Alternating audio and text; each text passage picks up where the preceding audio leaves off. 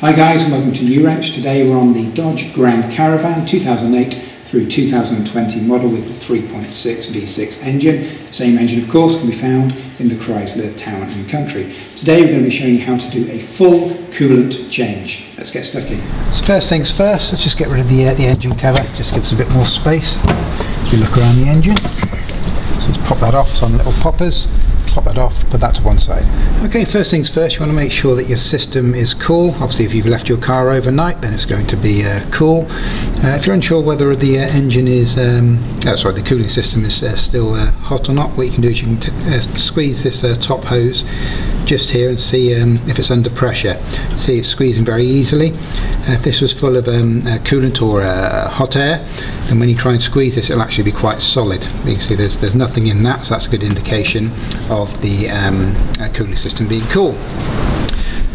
So that means you can safely open your radiator cap when we need to. I'm going to leave it on for the just for the time being. Important thing to note is every time you do a coolant change it's well worth getting a brand new cap fitted as well. These things do go faulty and they can cause all sorts of issues, from overheating or loss of coolant, doing strange things, strange pressure in the system, all sorts of weird stuff. They're about $10–12, so if you're doing a coolant change make sure you get a new cap at the same time. So next thing you want to do is just make a mental note of the level in your coolant reservoir here. Good way to do it is if you get your torch, actually shine it straight down the hole and then look down the side. You can kind of illustrate where the colour is. So you can see we're sat pretty much bang on the minimum mark at the moment. So the reason that we don't want to remove the radiator cap just at this particular time is we're doing this as per the Dodge Workshop manual. What you want to do is leave your radiator cap attached, then open the valve, which we're going to do next, at the bottom of your radiator, the drain valve, to start your radiator draining. So what you want to do is you want to pull any coolant that's in here, you want that to be pulled back in. And if you remove the radiator cap, that's not going to happen, because you don't want this to be half full or full with coolant. So obviously you want to change every bit of coolant in the whole system. So that's the kind of theory behind that. Also, if you haven't done so already, just before you go and you open up that valve, just remove that temporarily, just to ensure that there's no pressure in the system, and then pop it back on securely. So if you come down to the left side of your car, this will be your driver's side for left-hand drive vehicles. And you might well have your plastic engine under tray here. Obviously that does need to be dropped out of the way. Just go around the outside and remove each of the screws or the clips and just drop that down. Fortunately this car doesn't have one, so we can't show you the process. But with that removed, if you come down to this bottom corner here, you see this little thing with this particular one has a red cap. Sometimes they're black, sometimes they're red. This is your coolant reservoir here. So right next to that you can see we've got this on the bottom of the radiator, this little drain valve here, and it's got like a little tap that comes off of the bottom of it, and so that's what we're going to be attacking. A couple of options when you come to open this up. What you can do is obviously when you open it, it's going to come out this little tap at the bottom. That's going to leak all over your subframe here and kind of go everywhere, and it will go in various directions. So if you want, you can put a little bit of pipe, stick a little bit of pipe onto the end of that and just bring it out to here and drain it that way.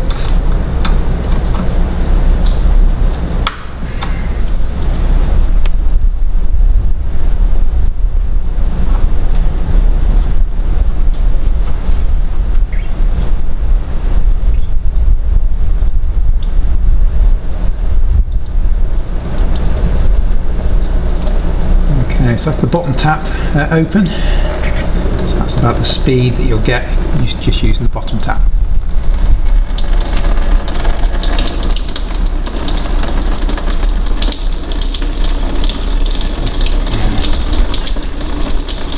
The radiator cap should still be in place at this stage.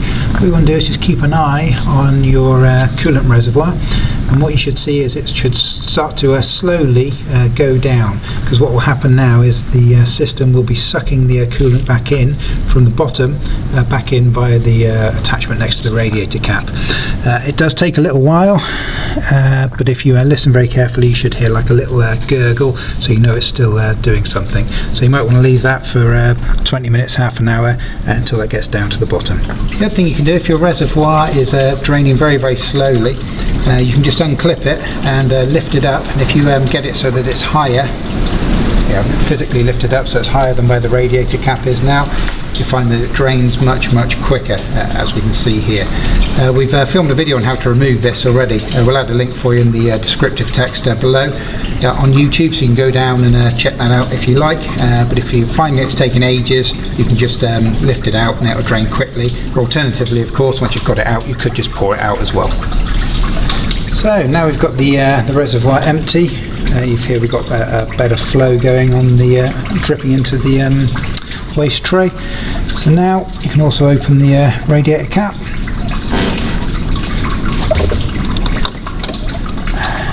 Just pop that over to one side and just leave that continue draining until the flow is literally just gone to a slow drip. So just a quick note, if you're doing this job as per the Dodge workshop manual, there's an additional step that tells you to remove the cylinder block drain plugs. Now you can go ahead and do that if you want to. Most people, you'll find, if you look on their various online guides, videos on YouTube, forums, all the rest of it, most people don't actually bother with removing those unless there's some kind of issue. That will allow you to get that last little tiny bit of coolant out of the system. If you're worried about the coolant, you can always flush it through, repeat this process. If you're worried about the coolant that's in there, the condition of the coolant, and you want to get it all out, then you have to do what's called a coolant flush procedure, which is basically you can just keep putting water through the system, and just exactly like we do in this video, just keep cycling it through several times, and then on your final one you actually fill it with coolant, and that just cycles and gets rid of anything that's left in the system. But with regards to the cylinder block drain plugs, you're better off, unless there's a problem, just leaving those well alone. Okay, so once you're happy that it's all drained out, you can go ahead and close this up. Close it up as tight as you can, and then just grab a flathead screwdriver. Be careful, don't over tighten it because it is only made of plastic. Just give it a little extra turn. So I'm going to put my water in first. This is distilled water. You shouldn't use tap water whilst doing this. Tap water is full of various minerals, and they can calcify and do all sorts of things inside your cooling system. You want to use standard distilled water.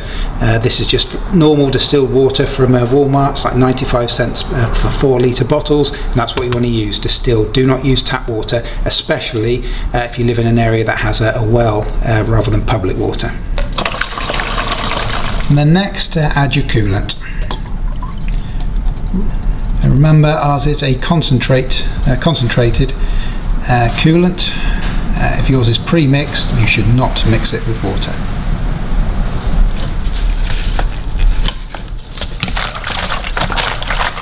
So next, if you look at where your oil filler is, just down the side of the engine, just down there, hopefully you can see that, that's your thermostat right there.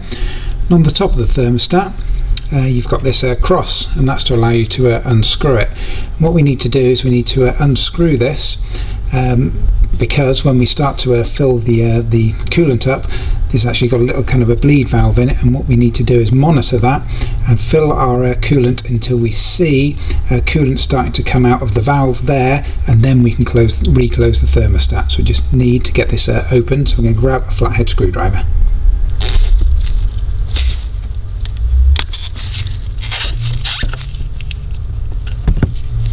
Now, to help you along with this job, it's definitely worthwhile investing into one of these spill-proof funnel kits. These are sub $20, and we'll add some links for you to Amazon in the video description below of where you can get these types of kits for under $20. They come with a whole range of different adapters to fit various different vehicles, and this is a really useful piece of kit. So how does this funnel kit work, and what makes it so useful? Well, basically what it allows you to do, it allows you to pre-fill this so that your level of coolant is above your whole cooling system. And so what will happen as the air displaces in the cooling system, you actually get bubbles coming up here, and that will be displaced, so the coolant that's in here will go down and displace the air that's coming up. If you try doing that just in the end of the radiator cap, just down in there, it's very, very difficult on something like the Grand Caravan that we've got here. It kind of goes down and then comes across, so if you look down into it, you can't actually, you can only see like that deep, so you can't actually see what the level is in the radiator. And likewise, as those bubbles come up, it's going to push fluid and stuff out of the top of your radiator, whereas having this elevated, it will allow all that air to come back up, and it will allow it to displace, and so this level can kind of fluctuate as it needs to as the air comes up and the coolant goes down. So what we're going to be doing next is we're going to start adding the coolant into the system.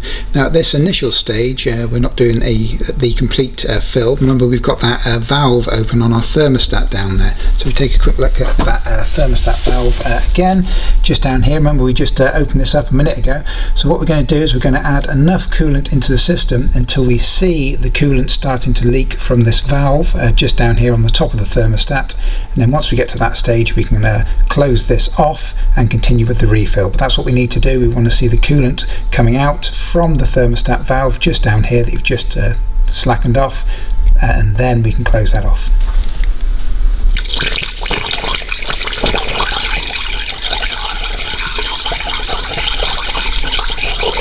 Okay, now when you're doing this, keeping an eye on the thermostat, you'll see that it will push out a little bit of water because you're displacing the air. So when you start to put it in, you should even see that thermostat valve is hissing. You'll hear a hiss coming from it, and you want to keep doing it until you actually get a steady flow of coolant coming out of there, not just the kind of remnants of what's being spat out with the air.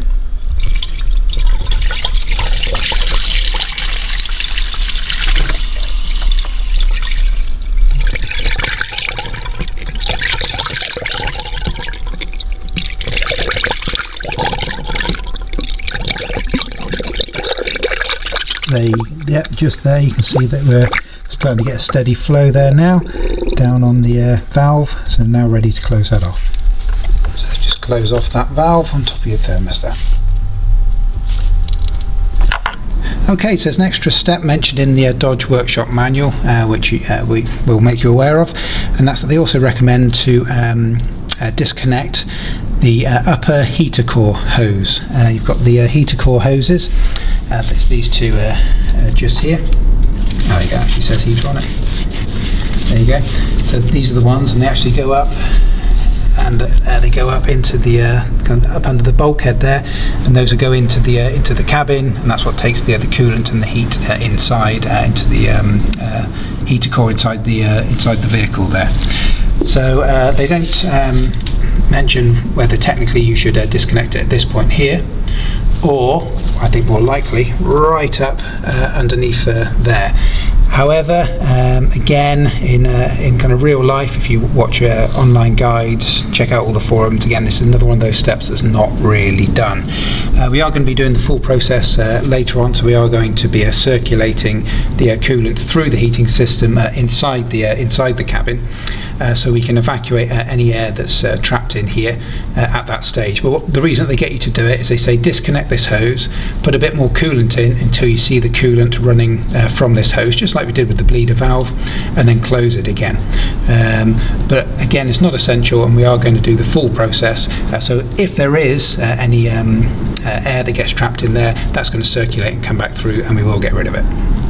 So with our thermostat now closed off, we are going to continue filling up the coolant. The full coolant capacity on this 3.6 V6 is 12.6 litres, but we don't suspect it'll take quite that much, because obviously you do still have a little bit of coolant that's left in the system. You can never get rid of all of it, but we're just going to keep her going with this process, and we'll join you further down the line.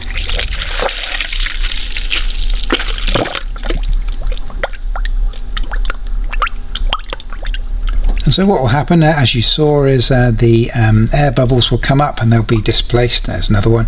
They'll be displaced automatically, so the level of the coolant will slowly go down as the air comes up through the system. And when you get to a stage where it's slowed right down, another thing you can do to help it on its way is to grab your, I've just taken the engine cover off here, grab the upper radiator hose here, just give it a bit of a squeeze. It's called burping the system.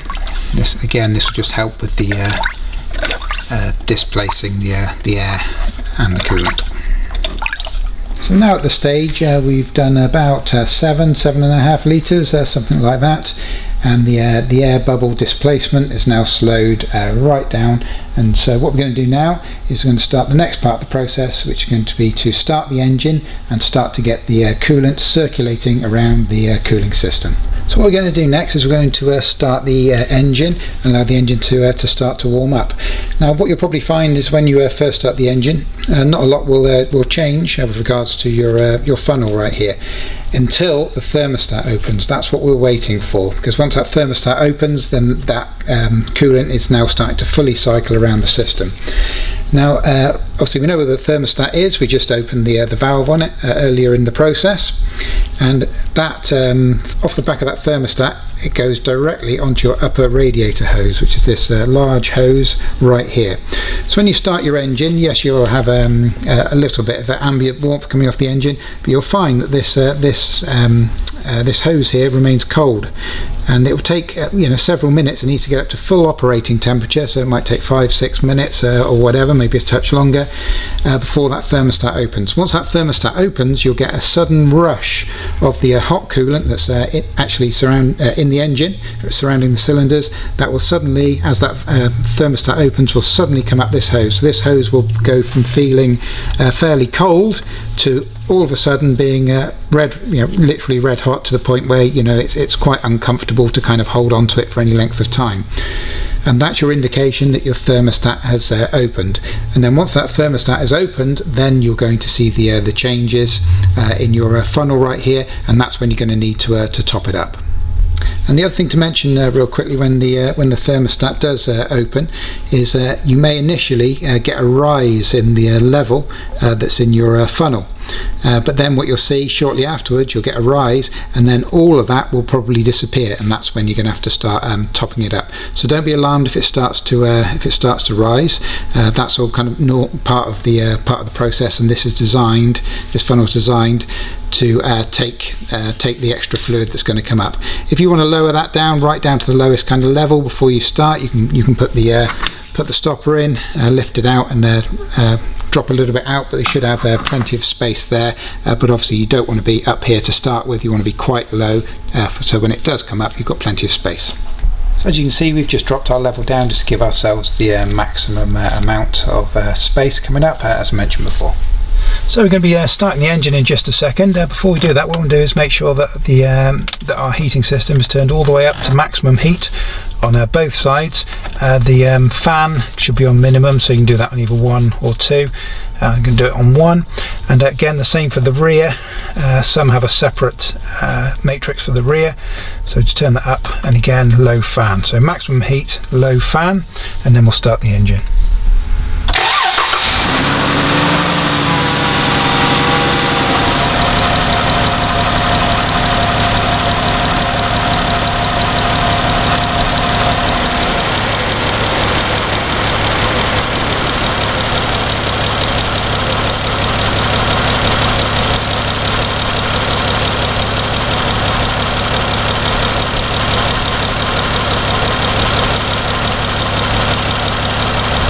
And the other thing to keep an eye on whilst you're doing this process is to watch the temperature gauge in the car as well. It will show you when it's up to its full operating temperature, and of course you want to make sure that it doesn't overheat. If it's overheated, you've got an issue somewhere.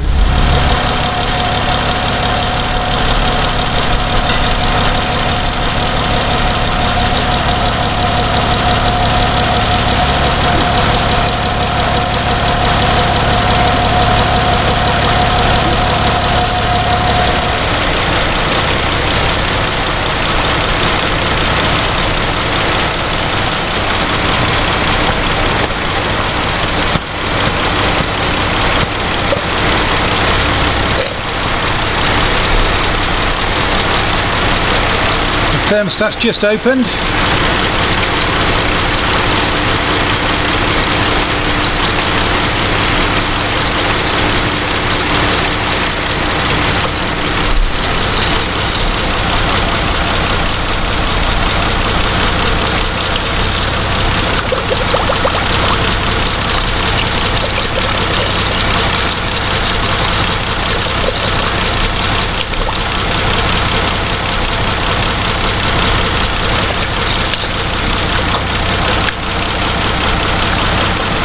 As you can see, the thermostat is now open, but we're still getting a fair bit of air coming up through. What you want to do is get to the stage where all of that air's come up out of the system, and it kind of levels itself out, and it's just coolant flowing around in there without the air bubbles. So we're probably only a minute or so away from that now. And another thing that's definitely worth doing is, whilst you've got that engine running, you know that the thermostat's opened. Whilst that coolant is starting to get warm, you can test that that warm coolant is actually coming through into the cabin of the car and endure a heater matrix here. So what you can do is make sure you've got it on front vents, maximum heat. I'm just going to turn it up temporarily. And obviously what I'm looking for here, I want to feel that the heat that's in the cooling system is actually coming out into the cabin here. If not, it's possible that you have an airlock in the system. That is a possibility, but you shouldn't have. Yeah, we're getting warm there. So that's perfect. That's well worth double checking whilst we're here. So on our system here today, we left it for 2 cycles of the thermostat. The first time that thermostat opened, obviously it was very dramatic, had a lot of air coming through there, and it was bubbling, and then dropped right down. Once that had happened and that's leveled off a little bit, we did continue to get some slow air bubbles coming through, so we gave it a few more minutes. That thermostat eventually opened a second time. The level came up a little bit on the second time, nowhere near as dramatically as the first, came up about this much, and then again the same thing, it dropped down, and we put in probably 1/4 of a litre, half a litre at most, and that's the level that we're at right now. And after that second thermostat opening, we didn't have any more air bubbles, so we know that all the air in this system has now come to the top and been displaced with our new coolant. So now we're going to use our stopper to remove the funnel. If you like, you can give the pipe here a gentle squeeze just to raise it up a tiny bit, push that in, and that will allow it to take the fluid that's on the bottom half of the funnel. Yeah, so that's allowed it to take that, so we've got literally nothing there. Remember, this is going to be hot. Take this over to your container, and that's a job done with this kit. And then remove your adapter. You can see the level's good right in there at the top of the radiator. And then we're going to fit our new radiator cap. So that's it, guys. That is the full process for your coolant change for your Grand Caravan or Town and Country with the 3.6 litre V6 engine. The Dodge Workshop Manual actually recommends that you repeat this cycle of heating the engine, but you have to allow it to cool each time, and they actually recommend that you do it, I think it's 3 or 4 times, but it takes so long for that engine to cool down to release the pressure on here. There's no way on earth that when you take your car into a Dodge main dealer that they're going to do this full thing 3 or 4 times. There's just not the time in the day for it. They have to charge you hundreds and hundreds and hundreds of dollars for it. But what you want to do, we now know all the air is circulating out of the system. We're happy with that. The thermostat's opening. We've got heat inside the car, so everything appears to be working exactly as it should. But what we're going to do is keep an eye on the level. So what you're going to do, obviously, it's going to be hot now. So maybe tomorrow morning, before you get in the car, just pop your radiator cap back off again. Have a little look at the level inside there. You want to ignore the level on your reservoir here, because that level will fluctuate. That will come up and go down depending on the actions of what basically comes through this pipe. So you're going to have air coming down that when it's getting hot, and then it's going to actually draw coolant back out of this overnight. So don't worry too much about the level in there unless it goes below the minimum level. Don't worry too much about that. It's in here that you really want to check that the level is topped up, but you want to do that when the engine is cold. So like I said, the next day before you drive the car, pop that off, have a look, check the level, make sure you're looking good. If you are, fantastic. And again, just do that. Dodge recommend you do it 2 or 3 times, so do that 2 or 3 times, and if you need to top up, it should only be a little bit, assuming you've not got any leaks or issues, so you can just top it up under there, pop that back on, and you're good to go. So that's it. I hope this video has been enjoyable or helpful for you. If it has, please do us a quick favour in return.